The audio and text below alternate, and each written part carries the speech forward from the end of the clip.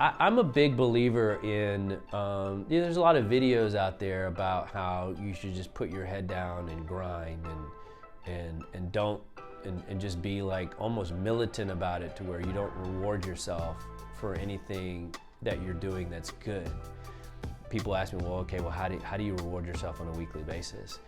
I just made it fun. You know, I just said, hey, you know, if I accomplish this at work or I accomplish that at work, I'm gonna go and take myself to my favorite restaurant, give or do something for somebody that I care about.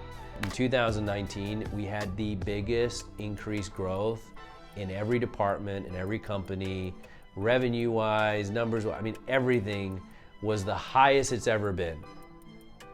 And I can attribute rewarding myself on a small level every week with these little things that I would do that really started to kind of pull me away from just kind of the average norm thing, and it really started to get me into this different stratosphere of how I operated.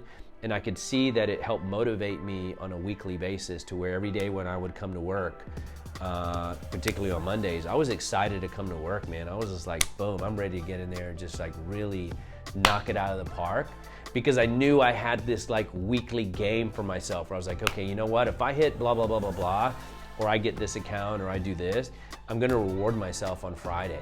And I'm gonna do this. And again, it wasn't always for me. It was sometimes also for, you know, other people around me that I was like, hey, you know what? If I do this, I'm gonna do this for this other person because now I have the opportunity and the ability to do that for that person. So that was huge for me.